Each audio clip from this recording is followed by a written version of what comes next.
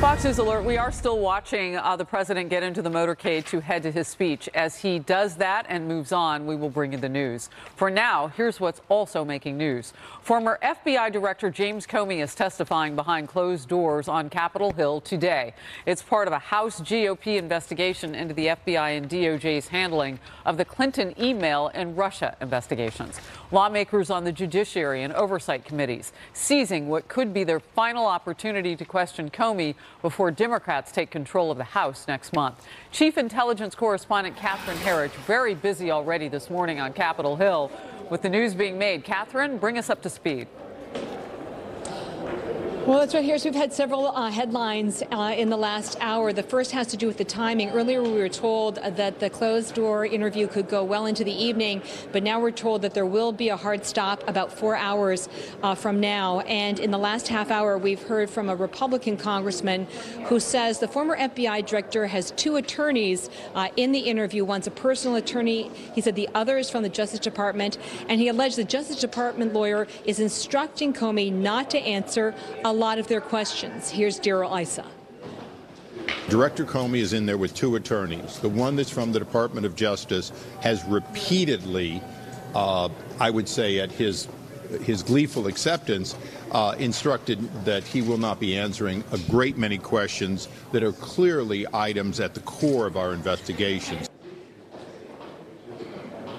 And Issa said that based on how the afternoon develops, that he anticipates the Republicans will push to bring the former FBI director back to Capitol Hill for another session because they feel that their questions have not been answered. Meantime, Republican Mark Meadows says that there is also a push to bring the Deputy Attorney General Rod Rosenstein to the Hill. This has been the subject of really weeks of negotiation between the Republicans on the Hill and the Justice Department. But what Meadows said today is significant. He said they have heard witnesses who have evidence that really conflicts with Rosenstein's public statements that he was joking when he talked about recording the president and invoking the 25th. Here's Congressman Meadows. Deputy Attorney General Rosenstein's public statements that he did not really talk seriously about taping the president and invoking the 25th Amendment is not consistent with a number of other sworn testimony or transcribed interviews that we've had. In addition, we've heard from Democrats who have been very against this closed-door transcribed interview with the former FBI director. They have been advocating for public testimony, but as you know, there are limits to public testimony, which is 5 minutes aside per lawmaker versus this behind closed-door session, which is an hour for Republicans, then alternating with an hour for Democrats. Here are the Democrats from earlier today. The entire purpose of this investigation is to cast aspersion on the real investigation, which is Mueller. There is no evidence whatsoever of bias at the FBI or any of this other nonsense they're talking about. It's just been a wild goose chase. It's been a rerun of the same questions and answers through multiple interviews. I like TV reruns, but this is getting a little ridiculous. What I've been able to learn through one of my contacts this morning is that Director Comey has taken a number of questions where he said he simply could not recall the documents in question, specifically the document that opened the counterintelligence investigation into the Trump campaign in late July of 2016. And of course, this is the seminal document, but he says this was something that happened well below his pay grade, Harris. All right, Catherine Herridge, a complete scoop for us, and we will move on. Appreciate it. Thank you. Brian, James Comey, just a couple of quick observations. For one, this is really going to be behind closed doors. Yep.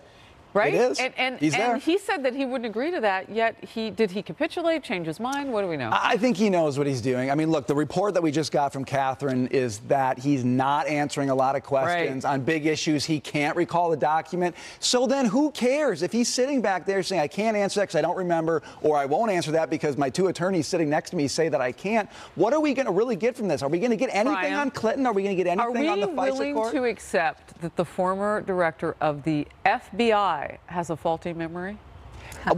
My point exactly. I mean, you can't remember. I wasn't trying to make a point. I'm just asking the question. I think you're making a point. I mean, we've been sitting here for months talking about, really, when you get in front of Congress, you can't remember the thing you knew they wanted to ask you about? we're not getting anything from this. And we're at the point where Democrats take over next year. We won't get any more out of this. I am going to have the pleasure of having Darrell Issa on my 4 p.m. show on Fox Business, little plug there, because I want to know, he's the one that came out and said that Comey's lawyer was gleefully saying that he would not answer a whole bunch of questions. And I will be asking him which questions were those that he wasn't answering, and what did you think the answer was? What is it that you're looking for? Because there are still a lot of questions out there specific to, I would say, the Mueller probe, in terms of if you knew there were people in charge of the probe who were desperate to stop Trump, as Orr testified. Why did you know that when you went ahead and sought the FISA warrant?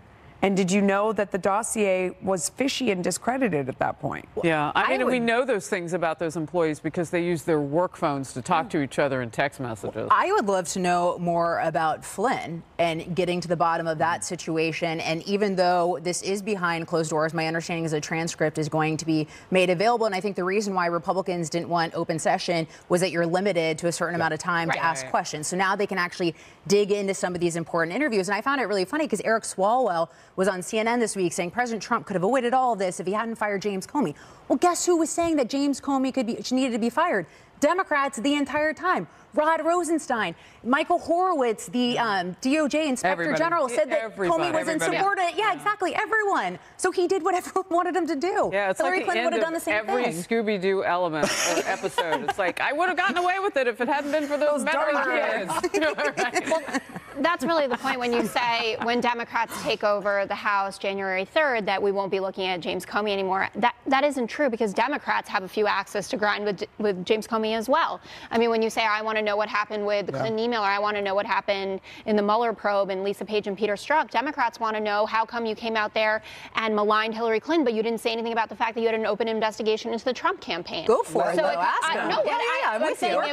Jessica, I like it. And I just want to say Jim Comey didn't capitulate completely. He wasn't going to get the open air session, but he did get not only the transcript, but that he can comment about what went on behind those closed doors. Oh, I think he will. And sober members of Congress. Yes, Calling write in a book public about it. radio and so on. Brian, I promise I'll hit you next time. We got to move. I see you sitting up. A bipartisan group of senators is ready to go against the White House on Saudi Arabia. What lawmakers are planning and the potential fallout of that. Again, this is over the Washington Post columnist who was killed, Jamal Khashoggi. Stay close.